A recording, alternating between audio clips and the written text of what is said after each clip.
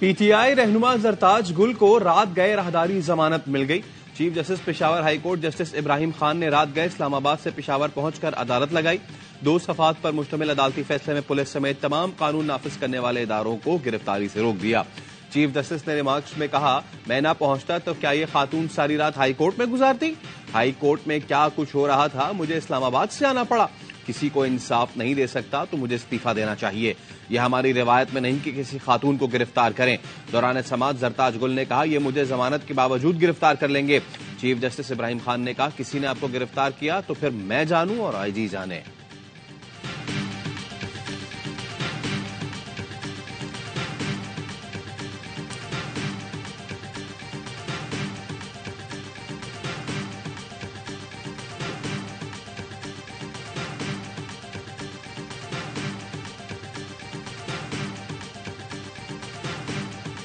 Pakistan peoples party की central executive committee meeting में सदर जरदारी साहब ने मुझे वजीर आजम के ओहदा के लिए नामजद किया है। पाकिस्तान पीपल्स पार्टी ने जिस शहर में जन्म लिया, मैं वहां वापस आया हूं इलेक्शन लड़ने के लिए। उनमें हिम्मत है, आए मेरा मुकाबला करें। मुझे पता नहीं कि मेरा मुकाबला कौन करेगा पीटीआई की तरफ से, मेरा मुकाबला कौन करेगा नून लीग की तरफ से।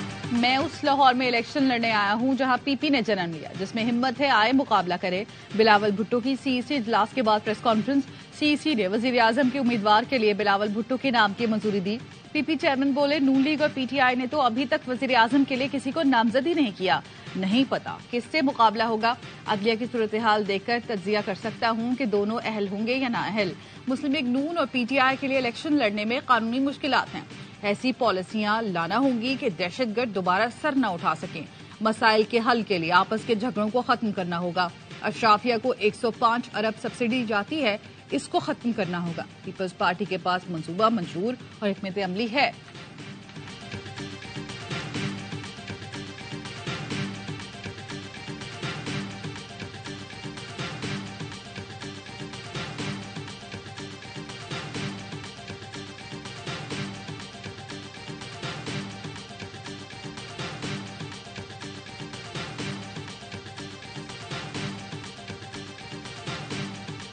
से बल्ला फिर छिन गया। पेशावर हाईकोर्ट के सिंगल बेंच ने हुक्म इम्तना वापस ले लिया। इलेक्शन कमीशन का 22 दिसंबर का फैसला बहाल। जस्टिस एजाज खान ने इलेक्शन कमीशन की नजर सानी अपील पर तहरीरी फैसला जारी किया। कहा गया है, इलेक्शन कमीशन वकील ने बताया, मरकजी फरीक को बगैर सुने हुक्म इम्तना जारी किया गया, जिससे दरखास्त गुजार को मिलने वाला उबूरी रिलीफ पूरे मुकदमे पर असरअंदाज हुआ। फरीकैन के दलाइल सुनने के बाद हाईकोर्ट हुक्म इम्तना वापस लेती है। दरखास्त गुजार के तहफ़्फ़ुज़ात मरकजी दरखास्त में सुने जाएंगे। पेशावर हाईकोर्ट का डिवीजनल बेंच पीटीआई की दरखास्त पर 9 जनवरी को समाअत करेगा।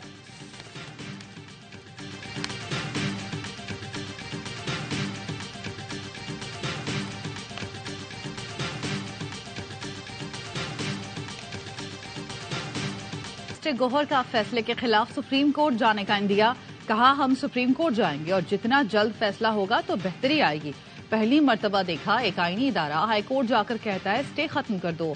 पीटीआई से बल्ला वापस लेना बहुत बड़ा सवालिया निशान है। आप हमसे हमारी जीत नहीं ले सकते। हम तो कह रहे हैं उम्मीदवार नहीं हुए तो अंडर 19 भी खड़े करेंगे, मैदान खाली नहीं छोड़ेंगे। सुप्रीम कोर्ट बल्ला बहाल नहीं करती तो हर उम्मीदवार आजाद लड़ेगा। अगर शफाफ इलेक्शन ना हुए तो IMF मुआहदे समेत मईशत पर असर पड़ेगा।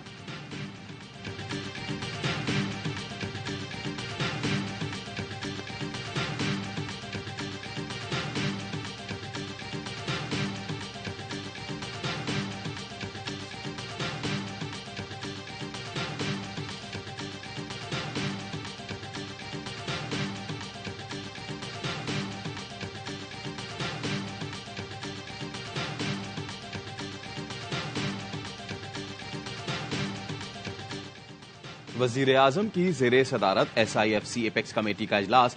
आर्मी चीफ, वज़राए आला, विफाकी काबीना के अरकान और आला हुक्काम की शिरकत। विफाकी वजारतों ने कलीदी शोबों में मंसूबों पर पेशरफ्त से आगाह किया। कमेटी का SIFC के तहत मुख्तलिफ शोबों में मजमूई पेशरफ्त पर इजहार इत्मीनान। सऊदी अरब, कतर के साथ 2 तरफा सरमायाकारी मुआहदे को सराहा। UAE, कुवैत के साथ मुफाहमती याददाश्तों, फ्रेमवर्क मुआहिदों पर दस्तखत को भी सराहा। इजलास में निजकारी पर पेशरफ्त का जायजा लिया गया। कारोबारी तस्फिया के निजाम और तरीक़ाकार मजबूत बनाने के लिए पॉलिसी की मंजूरी। सरमायाकारों को मजीद सहूलत फराहम करने के लिए मुख्तलिफ पॉलिसी साजी की भी मंजूरी। आर्मी चीफ ने मुआशी बहाली के लिए हुकूमती इक़दामात की हिमायत की यकीन दहानी कराई।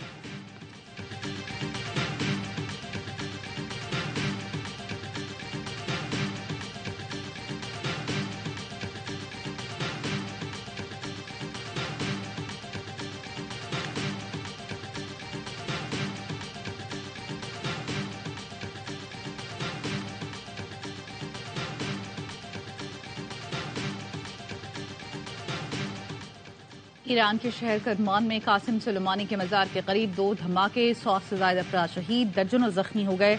धमाकों के वक्त बड़ी तादाद में लोग कासिम सुलेमानी की बरसी पर फातिहा ख्वानी के लिए मौजूद थे, जहां बहक अफराद में बच्चे और खवातीन भी शामिल। धमाका खेज मवाद से भरे 2 थैले कब्रिस्तान के दरवाजे के करीब रखे गए। ईरानी हुकूमत ने धमाकों को दहशतगर्द हमला करार दिया।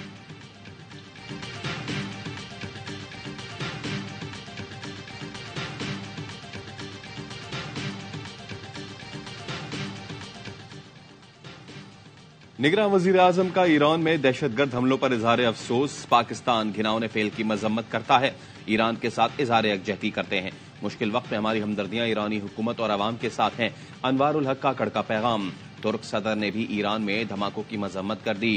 अक़वाम मुत्तहिदा के सेक्रेटरी जनरल एंटोनियो गुतेरेस और यूरोपीय यूनियन ने भी मजम्मत कर दी।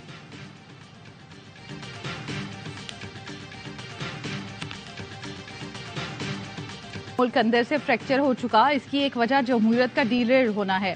रियासत को अपना माइंडसेट बदलना होगा। चीफ जस्टिस काजी फायज ईसा के जबरी गुमशुदगियों के केस में रिमार्क्स। कहा, लापता अफराद का मामला रुकना चाहिए। ये क्या जहनियत है कि उनको किसी का खौफ और डर नहीं, किसी शख्स नहीं, हुकूमत की यकीन दहानी चाहते हैं कि किसी को नहीं उठाया जाएगा। अखबार में सुर्खी लगे और हम ऑर्डर पास कर दें तो सिर्फ इससे कुछ नहीं होगा। अदालत ने लापता अफराद कमीशन से तमाम मुकदमात की तफसीलात मांगी। सुप्रीम कोर्ट की कमीशन को तमाम प्रोडक्शन ऑर्डर्स अटॉर्नी जनरल को फराहम करने की हिदायत। चीफ जस्टिस ने आमना मसूद जंजुआ से मुकालमे में कहा, हमने आपका केस इसलिए उठाया क्योंकि अहम है ये मामला खत्म होने चाहिए।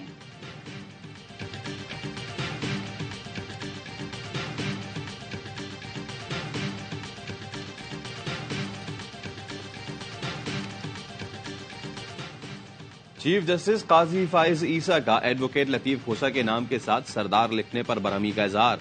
लतीफ खोसा से मुकालमे में कहा कि सरदार, नवाब और पीर जैसे अल्फाज लिखना अब बंद कर दें।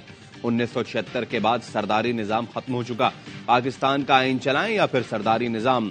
इस पर लतीफ खोसा ने कहा, मेरे शनाख्ती कार्ड पर सरदार लिखा है, इसलिए अदालत में भी सरदार लिखा गया। चीफ जस्टिस काजी फायज ईसा ने कहा, सरदारों और नवाबों को छोड़ दें, अब गुलामी से निकल आएं। सरदार लिखकर अपना रुतबा बड़ा करने की कोशिश ना किया करें।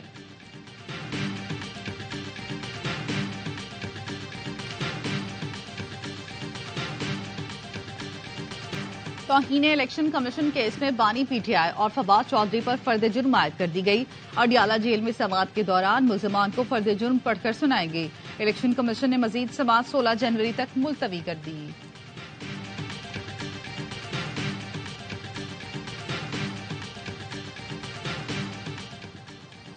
शिमाली वजीरिस्तान में मोहसिन दावड़ के काफिले पर फायरिंग, साबिक रुकने कौमी असम्बली महफूज रहे। पुलिस के मुताबिक गोलियां बुलेट प्रूफ गाड़ी पर लगी। मोहसिन दावड़ इलेक्शन मुहिम के सिलसिले में शिमाली वजीरिस्तान में मौजूद थे। बाजवड़ में JUI उम्मीदवार कारी खैरुल्ला की गाड़ी के करीब धमाका, गाड़ी को नुकसान पहुंचा, उम्मीदवार महफूज रहे।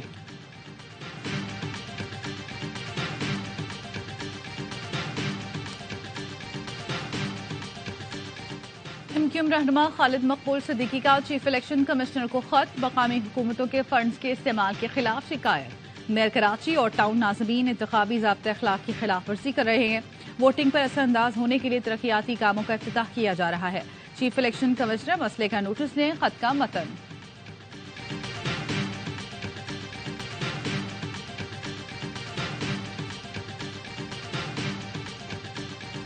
सिंध हुकूमत जमात इस्लामी की मर्जी के बगैर नहीं बन सकेगी। आप भरपूर वोट डालें, वोट तकसीम न करें। वोट तकसीम होगा तो पीपल्स पार्टी के वडेरों और जागीरदारों को फायदा होगा। आप अपनी पार्टी के लीडर को और निशान को वोट डालेंगे, वो घूम के पीपल्स पार्टी के कदमों में चला जाएगा। कराची वाले अपने वोट तकसीम ना करें। जमात इस्लामी के सिवा किसी को भी वोट दोगे तो वडेरों और जागीरदारों के हक में जाएगा। एक दूसरे पर भत्ताखोरी का इल्जाम लगाने वाले फिर एक हो गए। हाफिज नईम रहमान कहते हैं सिंध हुकूमत जमात इस्लामी के बगैर नहीं बन सकेगी। हुकूमत में आने के बाद कराची को सेफ सिटी बनाएंगे, मुलाजमतों में अपना हक छीन लेंगे, कराची समेत सिंध में मॉडल स्कूल बनाएंगे। अवाम 8 फरवरी को कराची को तबाह बर्बाद करने वाले को मुस्तरद कर दें। लियाकताबाद में टाउन इंतजामिया और जमात इस्लामी के तावन से 4 पार्क्स और एक स्पोर्ट्स कॉम्प्लेक्स का इफ्तिताह।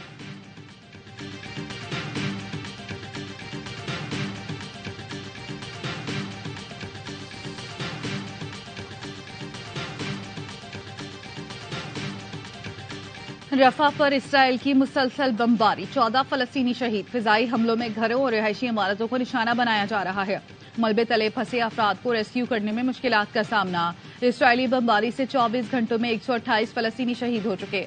गजा में शहादतों की मजमूई तादाद 22,300 से ज्यादा हो चुकी, जिसमें 9,500 बच्चे भी शामिल हैं।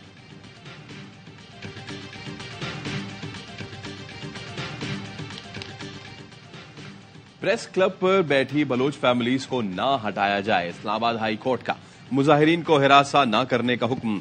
डिप्टी कमिश्नर और एसएसपी ऑपरेशंस को 5 जनवरी को तलब कर लिया। जस्टिस मोहसिन अख्तर कियानी ने मुजाहिरीन को पुलिस की जानिब से मुसलसल हिरासा करने के खिलाफ दरखास्त पर समाअत की। वकील ने बताया मुजाहिरीन ने नेशनल प्रेस क्लब के बाहर धरना दिया है।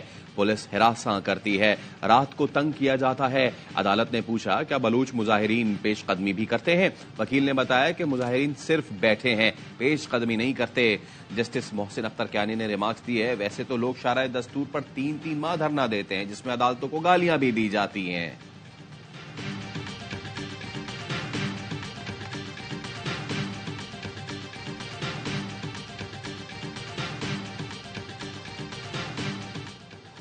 साबिक डीजी रेंजर्स पंजाब नवीद अजहर फैजाबाद धरना कमीशन के सामने पेश, बयान रिकॉर्ड करा दिया। जराये का कहना है नवीद अजहर ने बयान में कहा वफाकी हुकूमत और वजारत दाखिला के हुक्म पर मुजाहिरीन में फीकस 1,000 रुपए तकसीम किए। पैसे देने का मकसद दूर दराज से आए लोगों को ट्रांसपोर्ट देना था। साबिक डीजी रेंजर्स को कमीशन की जानिब से सवालनामा भी दिया गया। शहबाज शरीफ कमीशन के सामने पेश नहीं हुए। कमीशन ने शहबाज शरीफ को 21 सवालों पर मबनी सवालनामा भिजवा दिया। शहबाज शरीफ जवाब की तैयारी के बाद कमीशन के सामने पेश होंगे। फैज हमीद की जानिब से भी कमीशन में पेश होने का ग्रीन सिग्नल दिया गया है।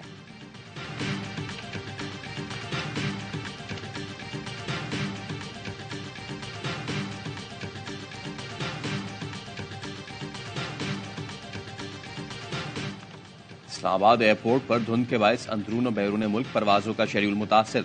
3 परवाजें मनसूख, 13 ताखीर का शिकार। इस्लामाबाद और गिरदनवा में शदीद धुंध, हद निगाह 10 मीटर से भी कम रह गई।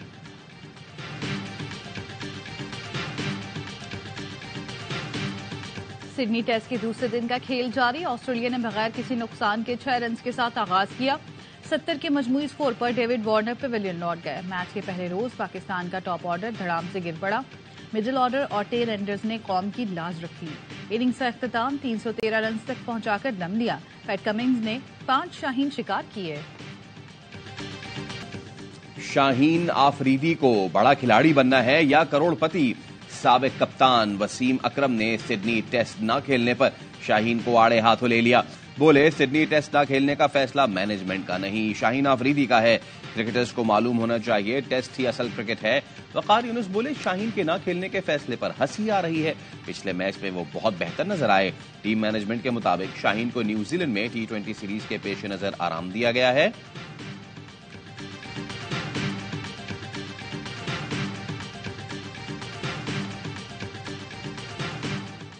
न्यूजीलैंड के खिलाफ T20 स्क्वाड में शामिल 6 खिलाड़ी लाहौर से ऑकलैंड रवाना।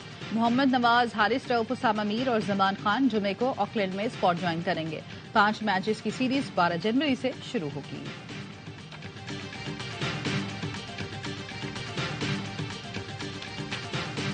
और दुबई में उर्दू के सबसे बड़े मेले जश्न रेख्ता की तैयारी।